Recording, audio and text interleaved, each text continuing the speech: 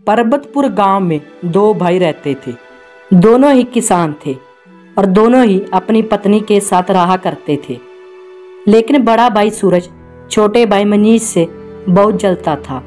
हमेशा वो पूरी जमीन और खेत हड़पने की फिराक में रहता था। सूरज अपनी पत्नी कोयल और मनीष अपनी पत्नी खुशबू के साथ अपने अपने घरों में रहा करते थे। घर तो एक था लेकिन वहाँ एकता बिल्कुल नहीं थी। दोनों परिवार हमेशा एक दूसरे के खिलाफ ही रहते। मनीष अपनी पत्नी खुशबू के साथ खेत पर जा रहा था। तभी वहाँ सूरज अपनी पत्नी के साथ आकर बोला, सुना है हमारी फसल पूरे गांव में बहुत अच्छी हुई है। हमारे खेतों में इस बार सोना उगा है। मेरी खुशी का ठिकाना नहीं है। दूसरों की फसल देखकर लगता है उनके घर में एक दाना भी नहीं आएगा। लगता है जेठ जी के खेतों की फसल इस बार बहुत अच्छी हो गई है, इसलिए इतना बोलबाला कर रहे हैं। सूरज और कोयल की बात सुनकर मनीष और खुशबू दोनों निराश होकर खेत पर जाने लगते हैं। हमारी भी फसल कम नहीं हुई है। हम अगली फसल के लिए अभी से मेहनत करना शुरू कर देंगे। इस बार महंगे वाले खाद मंगवा लेंगे और मैं भी आपके साथ खेत में हाथ बटाऊंगी। दोनों वहां से अपने अपने घर चले जाते हैं। अगले दिन मंडी में फसल का दाम लगने वाला था। कई किसान वहां अपनी फसल के साथ आए थे। सूरज और कोयल भी वहां पर आए थे। तुम्हारे फसल है ही कितने? इन फसलों को मुझे ही बेच सकती हो, इसका भाव मैं ही लगा देती हूँ। दीदी, आपका नाम ही सिर्फ कोयल है, लेकिन आपकी बातें पूरी कठोर हैं। हमारा जो भी हिसाब होगा उसे हम देख लेंगे। इतना सुनते ही कोयल मुंह बनाकर वहां से निकल जाती है और खुशबू अपने फसलों का भाव ताव करने लग जाती है। आइए खुशबू बहन, इस बार का फसल कैसा गया? दिखने में तो बहुत अच्छा दिख रहा है। क्या बताऊं भैया जी, इस बार फसल अच्छे हुए हैं लेकिन कम हुए हैं। चने की खेती आजकल कहाँ कोई करता है। चने की खेती कम करने से चने महंगे बिक रहे हैं। खुशबू अपने चने की फसल को लेकर मंडी में भाव कर ही रही होती है कि कोयल के चावल के फसलों का दाम लग जाता है। चावल के दाम को देखकर कोयल और सूरज निराश हो जाते हैं। वहीं मनीष और खुशबू चने के फसलों के दाम से खुश रहते हैं। मैंने तुमसे कहा था इस बार हम भी चने का फसल कर लेते हैं, लेकिन तुम मानी ही नहीं। अब देखो, हमसे ज्यादा मनीष को चने का दाम मिल गया। अरे कौन सी इतनी बड़ी बात हो गई? हम भी अगली बार चने की फसल करेंगे, इसमें कौन सी बड़ी बात है।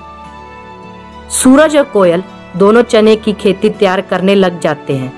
दूसरी तरफ मनीष और खुशबू भी चने की फसल की तैयारी में लग जाते हैं।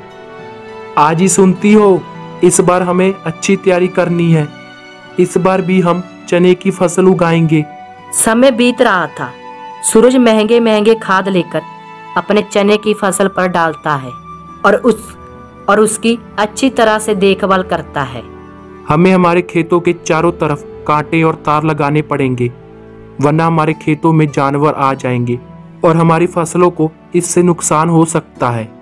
नहीं जी, पहले से ही बहुत पैसे खर्च हो गए हैं, अब और हम पैसे खर्च नहीं कर सकते। हमारे पास इसके अलावा कोई रास्ता नहीं है। जानवर ही हमारी फसल खा लेंगे तो हमारे लिए क्या बचेगा? आपके भाई मनीष ने कांटे और तार नहीं लगाया है तो हम क्यों परेशान हो रहे हैं? मनीष भी अपने खेतों की रखवाली बहुत अच्छे से कर रहा था। हर रोज अपने खेत के पास खटिया डालकर सोया करता था। इस बार मैं अपने खेतों की ज्यादा रखवाली करूंगा। इस चने की खेती से मैं अपने पूरे साल का घर चलाऊंगा। हमारी मनोकामना जरूर पूरी होगी जी। हम और मेहनत करेंगे और फसल काट कर मंडी में बेच जब देंगे। सूरज ने मनीष के चने की खेती देखी तो वह हक्का बक्का रह गया। मनीष की खेती में चने की फसल बहुत उपजाऊ और सोने जैसे चमक रही थी।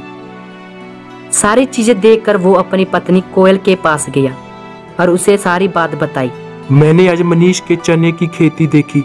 हमारे खेत से 10 गुना ज्यादा उसकी खेती में फसल नजर आ रही है। ये कैसे संभव है मुझे नहीं पता, लेकिन ये बात सच है। लेकिन ऐसे कैसे हो सकता है? ना महंगे खाद, ना कोई पहरेदारी, फिर भी इतने अच्छे फसल कैसे? मुझे और कोई ताने नहीं सुनने उस खुशबू के। आपको कुछ करना ही होगा जी। रुको, मैं इसका इलाज जानता हूँ। एक तांत्रिक है, वही इसका कोई उपाय बता पाएंगे। अब समझ लो, उस मनीष का अंत समय आ गया है। सूरज और कोयल दोनों तांत्रिक के पास जाते हैं और उससे समस्या का समाधान पूछते हैं। बगड़ बोल। बच्चों, मैंने तेरी सारी बातें सुन ली। मैं तुझे एक दवा देता हूँ, उस चीज को जाकर अपने भाई के फसल पर डाल देना। फसल पूरे लोहे का हो जाएगा। तांत्रिक ने सूरज को एक दवा दी जिसे मनीष की फसल में डालने के लिए कहा, और रात होते ही सूरज मनीष के खेतों में जाकर सारी फसलों में वो दवाई डाल देता है। सुबह होते ही मनीष की नींद खुलती है तो वह फसल देखकर हैरान हो जाता है। हे भगवान, ये क्या हो गया? मेरी फसल लोहे की हो गई। मैंने क्या बिगाड़ा है भगवान किसी का? मैं कहाँ से अपना घर चलाऊंगा? खुशबू कहाँ हो तुम? ये देखो, हमारी फसलों को क्या हो गया? मनीष की आवाज सुनकर खुशबू और पूरा गांव आ जाता है, साथ ही सूरज और कोयल भी। लेकिन ये सब कैसे हो गया? कल रात तक हमारी फसल बहुत अच्छे थे, मैंने खुद ही देखा था। अब हम क्या करेंगे? लोहे की चने की खेती देखकर सूरज और कोयल बहुत खुश हुए और कहने लगे, कोई बात नहीं छोटे भाई, कुछ दिन हमारे घर से चने लेकर बनाना और खा लेना। अब क्या कर सकते हैं खुशबू बहन, अब रोना बंद कर दो, हमारे घर पर आकर चने खा लेना। मैं रो कहाँ रही हूँ, भले ही हमारे साथ कुछ भी हो जाए, लेकिन हम लोग तुम्हारे घर पर नहीं आने वाले। दोनों परिवार का झगड़ा देखकर सरपंच जी हंसते हुए आए और बोले, अरे मनीष बेटा, इसमें रोने की क्या बात? तुम्हें तो खुश होना चाहिए। लेकिन कैसे? हमारी फसल कौन खरीदेगा? तुम ये सोचो, चने के तुम्हें कुछ ही पैसे मिलते।